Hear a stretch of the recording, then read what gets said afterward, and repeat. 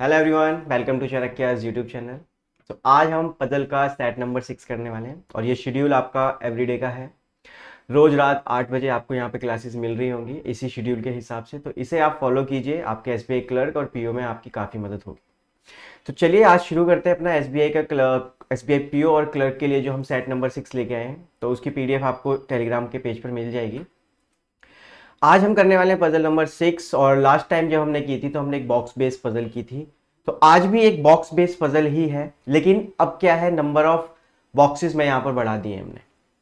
अभी तक हम 7 या 8 के आसपास ही क्वेश्चंस को कर रहे थे, बट आज का जो क्वेश्चन है वो 11 बॉक्सेस के साथ है। तो देखिए कि जब भी 11 बॉक्सेस हो जाए या फिर मोर देन 8-7 बॉक्सेस, वैसे रेयरली ही क्वेश्चन आता है, बट एसबीआई का कोई भरोसा नहीं है। जैसे कि आप जानते हो कि पैटर्न ही पूरा बदल दिया है, तो हो सकता है कि अंदर के क्वेश्चंस का पैटर्न भी बदला हुआ मिल जाए। तो आज 11 बॉक्सेस के साथ देखते हैं कि कैसे क्वेश्चन को अप्रोच करना है। क्योंकि देखो 11 बॉक्सेस है ना, तो कंडीशंस, इसका मतलब है कि बढ़ती जाएंगी कंडीशंस, वहां पर बढ़ी हुई ही मिलेंगी मुझे। जैसे 7 और 8 में मैं 2 या 3 कंडीशंस में कर पा रहा था, हो सकता है कि 11 बॉक्सेस दे रखे हैं, मे बी मेरी कंडीशंस 3, 4 या 5 तक भी जा सकती हैं। तो क्वेश्चन को चेक करते हैं 11 बॉक्सेस कैसे अरेंज है यहाँ पर। कि 11 boxes from A to K are kept one above another in the stack such that the bottommost position is numbered as 1 and the topmost position is numbered as 11। तो यहां पर जो सिंपल सा गेम खेलना है, यहां पर क्या करना है हमें, 11 यहां से शुरू होगा, राइट। 11, 10, 9, 8, 7, 6, 5, 4, 3, 2 and 1, right. सो अब आप लोग कहोगे कि सर ये तो बहुत ज़्यादा है। ज़्यादा नहीं है, एसबीआई में भाई कुछ भी हो सकता है, राइट। तो एसबीआई में यहाँ पर कुछ भी हो सकता है। और मिनिमम मिनिमम मैं कहता हूँ 11 अगर यहाँ पर हैं तो 3 कंडीशंस तो ले ही लेते हैं, क्या पता कितनी कंडीशंस बनने वाली है। तो आपको यहाँ पर करना है मिनिमम 2 कंडीशंस तो आप लेके चलोगे ही। और मुझे 11 दिख रहे हैं, इसलिए मैं यहाँ पर चाह रहा हूँ कि 3 कंडीशंस ले लेते हैं, बाद में देखते हैं कि कितनी कंडीशन बनती है। हो सकता है कम बने, हो सकता है और भी ज़्यादा बन जाए, ठीक है, कोई दिक्कत नहीं है, बना लेंगे जो भी आएगा। ऑल बॉक्सेस आर, ठीक है। E is kept on even number position. E जो है वो किसी इवन नंबर पोजीशन पर है, ठीक है। यहाँ पर बहुत सारी इवन नंबर पोजीशन है।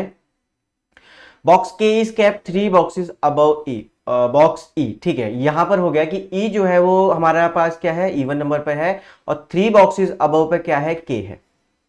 तो E जो होगा वो इवन पे होगा। यहाँ पर उन्होंने साफ साफ बताया कि E जो है वो इवन पर होगा और इवन पर होगा, और 3 बॉक्सेस अबव उसके K है, राइट। अबव ही बोला था।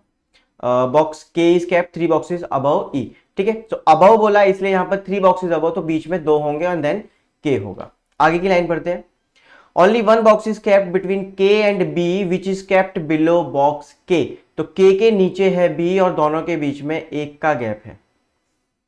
के नीचे है बी और दोनों में 1 का गैप है। इसका मतलब ये जो ई के जस्ट ऊपर वाला जो पर्सन होगा वो बी है, ये हमें यहाँ पर पता चल गया 100%। चलिए आगे बढ़ते हैं। Box B is kept on prime number position. तो बॉक्स बी जो है वो प्राइम नंबर पोजीशन पर है, ऐसा हमें बताया गया है, राइट। चलिए आगे बढ़ते हैं। Prime number position, only 2 boxes are kept between B and G which does not kept above E. मतलब ई के नीचे होगा जी, और बी और जी के बीच में यहाँ पर 2 बॉक्सेस हैं। तो बी और जी के बीच में यहाँ पर 2 बॉक्सेस हैं। इसको हम चाहें तो डायरेक्टली बना सकते हैं। अभी बी और जी के बीच में 2 बॉक्सेस हैं, एंड ई का क्या था हमारे पास, and which does not kept above box E. तो मतलब ये है कि ये ई के नीचे होगा। तो जो जी है वो ई के नीचे होने वाला है, ठीक है। अभी इतनी कंडीशंस मुझे पता है, यहाँ पे इसको बनाने की कोशिश कर लेते। ई जो है इवन पे है, तो ई यहाँ पर हो सकता है, उसके 2 ऊपर के है, 1, 2 यहाँ पर के हो सकता है। अगर ई यहाँ पर है तो 1, 2 यहाँ पर के होगा। अगर ई यहाँ पर है तो 1, 2 के यहाँ पर होगा। और अगर ई यहाँ पर 1, 2 के, इसके अलावा कोई और बात नहीं हो सकती है, ठीक है। ये वाली कंडीशन हमारी कंप्लीट हो चुकी है। के नीचे बी है सेकंड पे, तो यहाँ पर बी होगा, यहाँ पर बी, यहाँ पर बी, एंड देन यहाँ पर बी। एक बात और बोली कि बी जो है वो प्राइम नंबर पे होगा, तो इसका मतलब है कि ये वाली कंडीशन गलत हो जाएगी जो हमारी लास्ट में है, क्योंकि जो बी है वो प्राइम नंबर पे नहीं है। तो इसका मतलब लास्ट वाली कंडीशन हमारी गलत हो जाती है। अब हमारे पास बचती है 3, ठीक है। बी और जी के बीच में 2 का गैप है, और जो जी है वो ई के नीचे आना चाहिए। तो इसका मतलब जी को हम ऊपर नहीं बना सकते, तो 1, 2 यहाँ पर जी, एक दो यहाँ पर जी, एक दो जी नहीं आ सकता, इसका मतलब पहली कंडीशन भी मेरी गलत हो जाती है। तो मेरे पास बचती हैं दो कंडीशन। अब मुझे इन दो कंडीशंस के बेस पर ही काम को खत्म करना है, ठीक है। चलिए, the position of H is twice the position of J.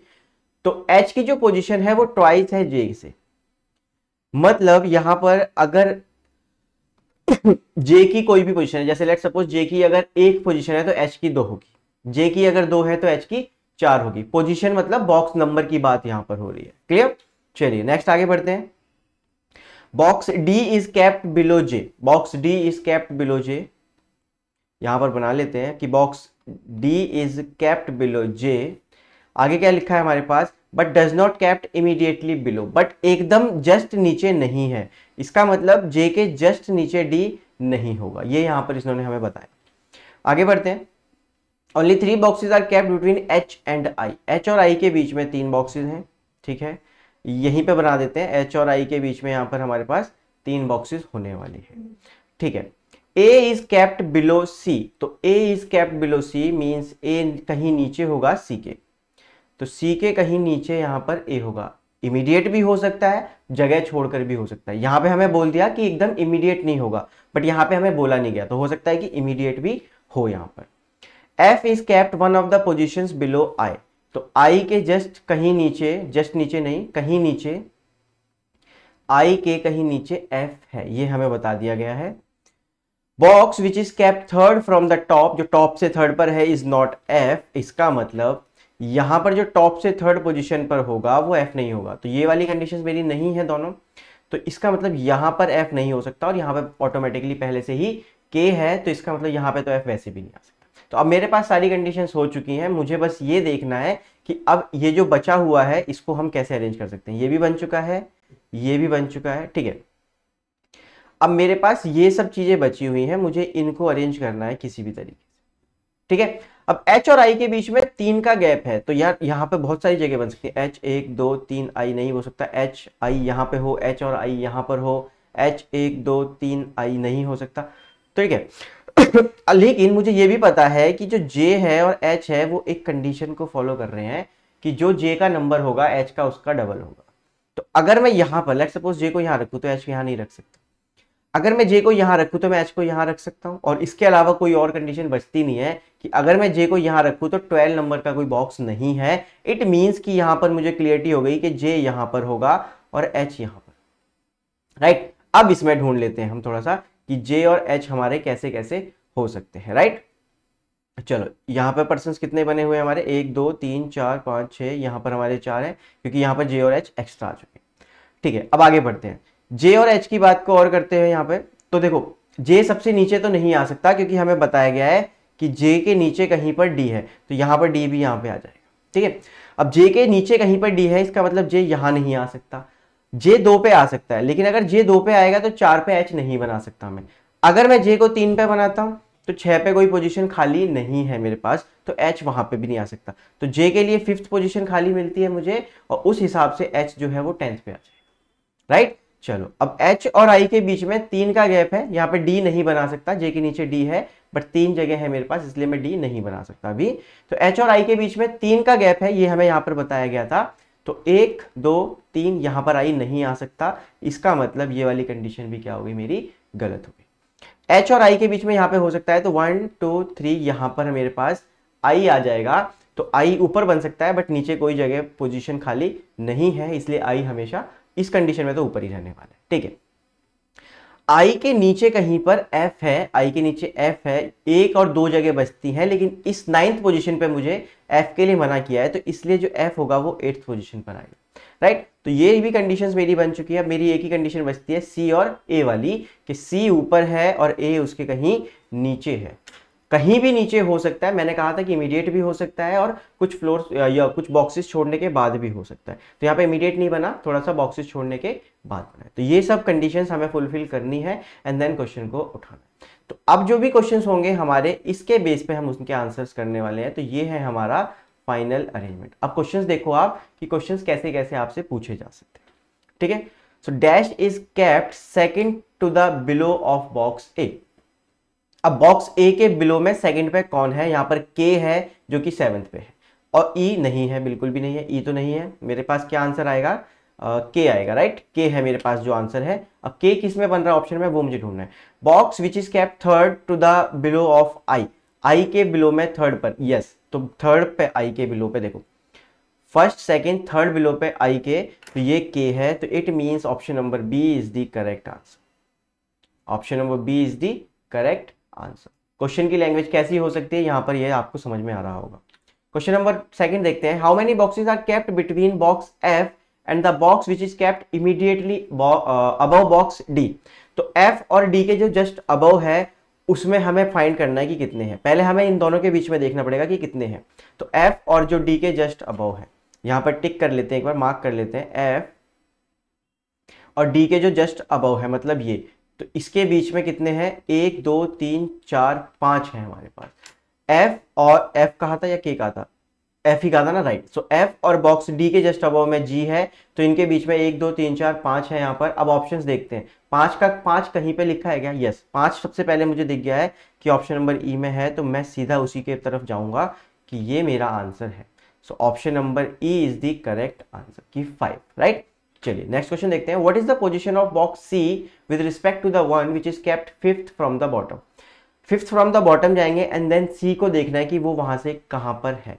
तो 5th from the bottom B है, अब वहां से मुझे सी को देखना है, तो first second third fourth fifth sixth, तो 6th प्लेसेस ऊपर की साइड पे है, ऑप्शन देखते हैं, तो 6th to the above. So option number D is the correct answer. Question कैसे पूछ सकता है एसबीआई, उस बात का ध्यान रखना, कुछ इस तरीके से चेंजेस मिल सकते हैं आपको क्वेश्चन में। डायरेक्ट क्वेश्चन नहीं मिलेंगे कि कौन बैठा है कैसे बैठा है, वो कहीं ना कहीं उस चीज को घुमाकर ही लिखने वाला है इस बार।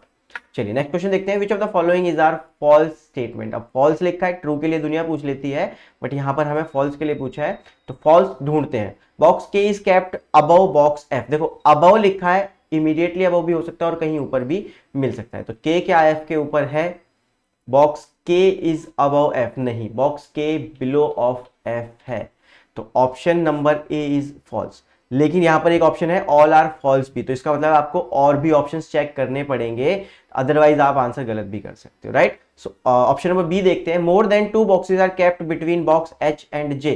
क्या एच और जे के बीच में मोर देन 2 है, नहीं है, मोर देन 2 नहीं है, एच एंड जे के बीच में सिर्फ 2 हैं। इसका मतलब अब यहां पर एक बात क्लियर हो चुकी है कि पहली स्टेटमेंट भी गलत है, दूसरी भी गलत है। इसका मतलब ऑल आर फॉल्स के साथ ही जाना चाहिए, क्योंकि दोनों ऑप्शंस पे मैं टिक कभी भी नहीं कर सकता। क्लियर, तो या फिर यहां पर ऐसे होता कि ए एंड बी, ऐसा भी कोई ऑप्शन नहीं है, राइट। अगर ए एंड बी करके ऑप्शन होता तो मैं उसके साथ जाता, लेकिन अब मुझे पता है कि ए और बी दोनों गलत हैं। सी और डी को मैं चेक इसलिए नहीं करूंगा क्योंकि मेरे पास एक ऑप्शन है ऑल आर फॉल्स, तो दोनों ऑप्शंस मेरे नहीं हो सकते कभी भी, ए को भी मैं टिक कर दूं और बी को भी टिक कर दूं, तो इसलिए ऑल आर फॉल्स का मेरा आंसर यहां पर हो जाएगा। क्लियर, चलिए नेक्स्ट देखते हैं, dash and dash boxes are kept adjacent to box G. तो जी के आसपास कौन से बॉक्सेस हैं, हमें वो फाइंड करना है, तो जे एंड डी, तो जे एंड डी मेरा क्या होगा, यहां पर आंसर होगा। So option number C is the correct answer. So option number C is the correct answer. So ये था हमारा सेट नंबर 6। अगली क्लास में सेट नंबर 7 के साथ आएंगे। आई होप आपको पजल सीटिंग समझ में आ रही होंगी कि क्वेश्चंस को हमें कैसे अप्रोच करना है और एसबीआई किस तरीके से क्वेश्चंस को पूछ सकता है। तो मिलते हैं फिर अगली वीडियो में, तब तक अपना ध्यान रखें एंड कंसिस्टेंटली प्रिपेयर करते रहें। Thank you.